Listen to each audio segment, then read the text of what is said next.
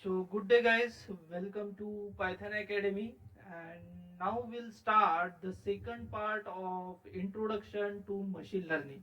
Okay, so I already published one lecture on introduction to machine learning. If you haven't seen that lecture, I request you before going to this lecture, you just see that lecture. Okay, basically the most of the very important part about introduction to machine learning is covered in that lecture.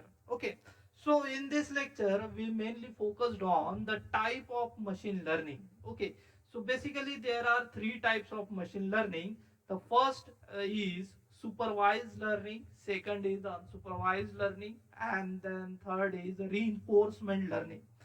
Basically the supervised learning, if we say, it has two types. First is the classification algorithm. Is the supervised learning algorithm are classified into the two types, two main categories. That is, first is classification and second is regression. So depending on the application of machine learning, the algorithm are chosen. Okay, so that algorithm might be a classification algorithm, that might be algorithm might be a regression algorithm. So in the classification algorithm, uh, you need to perform a classification task. Okay, so what kind of classification task means? Fraud detection, that this company is fraud or not. Okay, that if you want to detect this, for that you can use this classification algorithm. Also the email spam filtering or the image classification, these all are the application are comes into the classification, and which is the used by the supervised learning. Okay, in the regression, weather forecasting, risk assessment, score prediction. Okay, so if you are watching any match, okay, so you definitely see what will be the score after 10 overs, or what will be the score after 40 years, and that might be a predictions. Okay, and that prediction you can get using the regression algorithm. The basic idea behind the supervised learning is that you have a spatial data, means you have metadata about the data. You know what what is the type of that data. Okay, that's why it is called as a supervised learning.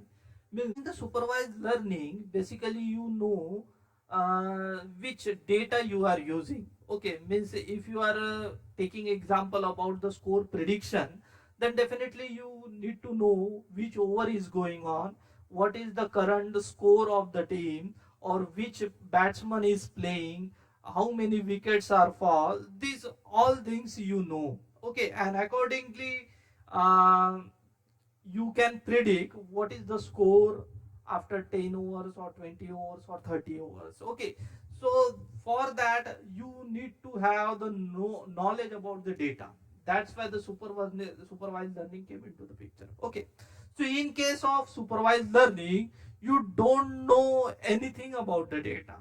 Means this is the over, this is the score, or this is the batsman is playing right now. You don't know anything. Okay, that's why this is called as the unsupervised learning. Okay, and basically the unsupervised learning basically used for two application. First is the association and second is the clustering. Now association between the data. Okay, so basic application is market basket analysis. So if you went to any shopping mall, so you might be know that there are some items kept in the rack that are associated with each other. Okay, means if you want to buy a tea powder, then definitely there is a sugar also. Okay, or there is the bread or biscuits kept in the different means next cabin on. Okay, so these items are associated with each other. Okay, how it is associated with each other? Because these items are used to make a tea. Okay, that's why. So this kind of association you can find between the items. Okay, and you don't know about anything about this. Okay, and this item. Okay, now clustering. Clustering is also very good example for unsupervised learning, where the similarity between the data can identify, and accordingly the clusters are formed. Cluster means the grouping of similar kind of elements. Okay, that is called a cluster, and this is also formed by unsupervised learning. Okay, and the application of clustering is in the medical research, city planning, or the target marketing. Okay, the reinforcement learning means, so learn from the experience, means if you perform any task, that task might be in favor of you or in not in favor of you. If it is in favor of you, then definitely you are doing that task again and again. But if it is not favor in you, then definitely you will not perform that task again. Okay, means you learn from the experience. So very good example of this is gaming. So just consider, if you are playing a Mario game, you break any wall. Okay, that wall might give you the points. Okay, or you touch to any monster. Okay, that monster will kill you. Okay, so first of all, when you buy this game and play first time, you don't know where is the point, where is the kill, where is the monster. Okay, you came to know about these things after playing that game several times. Okay, and according to your experience, you improve in that game. Okay, you will not make same mistake again and again, and after the several time you will win that game. Okay, so reinforcement learning is the same thing. Okay, so we'll see each type of learning in detail. Let's start with the supervised learning. Machine learning model learns from the past input data and make a future prediction as an output. Okay, so basically machine learning is used for the future prediction. Okay, and in the supervised learning, the data is known. So as I already told you, in the supervised learning, well-known data is used. Well-known data means what? This is the example of weather prediction. So you know what is the date, you know the rainfall on that day in the previous several years. Okay, you know what is the sunset, sunrise timing, you know the temperature of on that day in the previous year. Okay, if you give this data to the training model, definitely the model will get understand the scenario of last 10 years or 20 years or 30 years on that particular day. And if you are giving a new date as an input according to the previous experience, it will give you the output that the rain is happen or not on that day. Okay, and this is the very good example of supervised learning, because you know everything, that you know the data, you know this is date, you know this is sunset sunrise timing, you know the rainfall on that particular day, you know the temperature of that particular day. Okay, so this is the very good example of supervised learning. Let's move to unsupervised learning. In the unsupervised learning, machine learning model uses unlabeled input data. Okay, and allows the algorithm to act on that information without guidance. So see here I have some items. That items might contain some cubes, some spheres, some pyramids. Okay, now you don't know what is this data. Okay, basically you just know the characteristics of data. These data are in the cube form, these data are in the spherical form, and this data in the form of pyramids. If you give this data to this algorithm automatically extract the features from the data, and it's form a cluster according to the data. Okay, means if you are giving the pyramids look like this. Okay, so automatically all these item features are same. Okay, so these items are categorized into the one cluster. these square items or the cube items are classified into one cluster, and this sphere item are classified into the second cluster. You don't know what are these items, but you classified it according to the features of this item. Okay, so this is very good example of unsupervised learning. You don't know this about this data, you just see the features of data and you segregate that data. Okay, and this is a very good example of clustering and unsupervised learning. Okay, so label is absent in the unsupervised learning. Okay, next is reinforcement learning. I already told you this example, but still again we'll see what is meant by reinforcement learning. Reinforcement learning involves teaching the machine to think for itself based on past action and reward. Means learn from the experience is the basic definition of a reinforcement learning. We'll see this reinforcement learning and the example of a reinforcement learning in our future lectures. Before that, we need to understand this example. Basically, you are playing a Mario game. If you perform a task to break this wall, okay, so definitely you will you will get the reward, you will get the power. Okay, and this is the reward. So definitely this action you will perform in future also, because you came to know that this breaking in the wall will give you the reward.